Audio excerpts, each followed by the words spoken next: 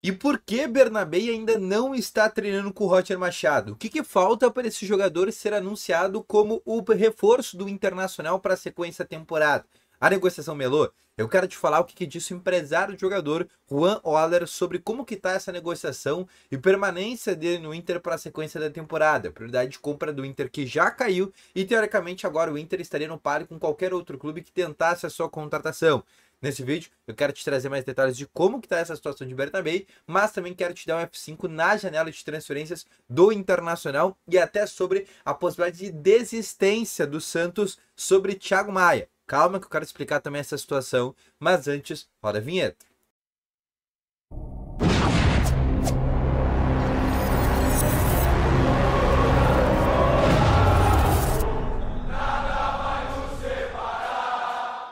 Bom dia, colorados! Começando aqui com novas informações sobre o Internacional e só antes de começar com esse vídeo, não esquece de deixar o teu gostei, te inscrever no canal e ativar também aqui o sininho de notificações, que é muito importante, tá bom? Além disso, quero te falar também que no primeiro link na descrição tem o Ativo Ultra, que é o melhor estimulante para você que quer ter uma melhora na performance entre quatro paredes. Uma cápsula dura mais de 4 dias e é para homens de todas as idades, tá bom? Vamos começando então aqui com novas informações do Internacional.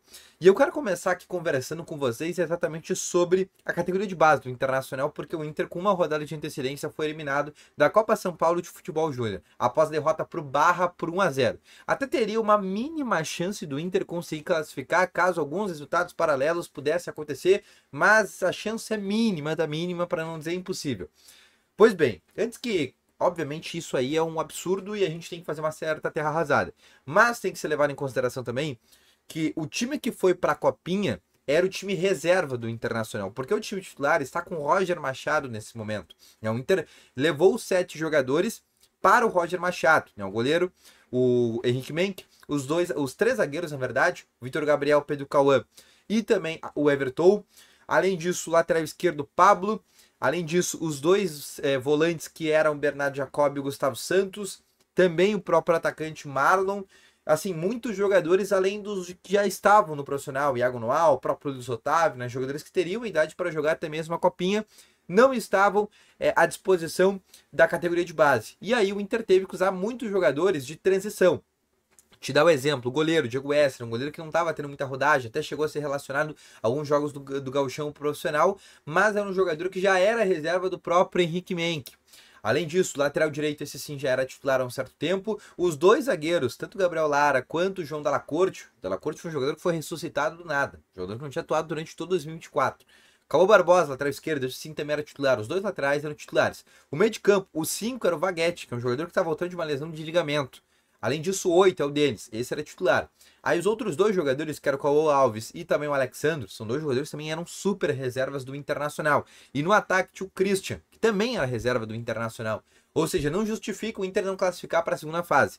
Mas era muito impensável o Inter chegar longe nessa copinha, porque o Inter estava com um time incrivelmente desfalcado. A gente pode falar, olha, isso foi certo ou errado? Eu acho que foi errado. Eu teria esperado pegar esses 7 jogadores que estão com o Roger Machado, colocado eles na copinha, dar uma certa visibilidade, colocar o Inter, por exemplo, numa terceira fase, dentro das oitavas, até mesmo quartas, né? Porque o Inter tinha alguns jogadores bem interessantes, né? Posso destacar o Marlon, o próprio Bernardo e o Gustavo, são dois jogadores muito interessantes. Até o Luiz Otávio poderia jogar copinha, né? Assim como o Grêmio fez. O Grêmio desceu muitos jogadores que já estavam no profissional, que já tinham rodagem para jogar essa copinha. O Inter poderia ter feito igual, porque na pior das hipóteses o Inter vai dar pelo menos visibilidade para esses jogadores, mas o Inter quis fazer uma estratégia diferente e não quis priorizar a copinha, né? Tanto que o Inter não priorizou, que acabou sendo eliminado, né? Perdendo para o Barra e perdendo para o América de Pedrinhas. Dito isso, qualquer jogador que está lá não poderia ter feito esse tipo de situação. Mas agora eu quero te falar sobre uma outra situação, informação que vem de Santos e também do staff do Thiago Maia, que é a informação que basicamente a direção de Inter e Santos nesta última terça-feira teve um desentendimento. E dentro desse desentendimento, a negociação foi encerrada de maneira momentânea. Pois bem, para quem não lembra, inclusive fiz um vídeo ontem falando que é uma negociação que estava bem encaminhada, e realmente está bem encaminhada, né? Estava, onde o Santos ia pagar 4 milhões e meio, que era a dívida que o Inter tem com o Flamengo, mais 2 milhões e meio de dólares que seria um valor extra, né? Uma taxa de vitrine, assim que a gente pode dizer, sobre toda a valorização que aconteceu do Thiago Maia. Então, ao todo, ia ser uma negociação que ia sair 7 milhões de dólares para o Santos, 41 milhões de reais, basicamente. Porém, o Santos agora nessa última terça-feira, a direção do Inter e do Santos tiveram uma nova reunião e o Santos não quer pagar esse valor extra, não quer pagar esse valor de 2 milhões e meio de dólares, quer pagar somente a dívida. E o Inter disse, não, só a dívida não, a gente quer um valor adicional, né? Senão não vale a pena, a gente mesmo paga a dívida, a gente renegocia aqui com o Flamengo e a partir disso a gente negocia e consegue pagar o Thiago Maia e ficar com ele porque é um titular nosso, né? Se vocês querem tirar ele do Inter, vão ter que pagar um valor extra. E essa informação também foi confirmada pelo próprio staff do Thiago Maia, tá? E a partir disso, amanhã, vulgo hoje, a gente tem a informação que o staff de jogador vai tentar fazer um contorno na negociação. Vai tentar unir de novo essas duas direções para ver se eles conseguem chegar num acordo, daqui a pouco por um valor um pouco menor. Mas, nesse momento, a negociação do Thiago Maia pro Santos caiu. Tanto que, inclusive, ontem ele esteve na representação do Internacional, está treinando normalmente com o Roger Machado e sim tem essa possibilidade de ficar no Internacional para a sequência da temporada. Agora, uma outra situação que eu quero te falar é sobre o Bernabéu. E aí eu quero te trazer uma nova informação interessante, porque ele não esteve ontem na representação e sequer o Inter está falando sobre este nome. Mas quero te falar como é que está essa negociação. Pois bem, o Inter está definindo os últimos detalhes burocráticos com a equipe do Celtics da Escócia. Isso porque neste momento, o próprio empresário do Bernabéu, que é o Juan Oller, confirmou que realmente é uma negociação que está muito bem encaminhada. E até o final dessa semana o Inter já deve anunciar a contratação do Alexandre Bernabéu.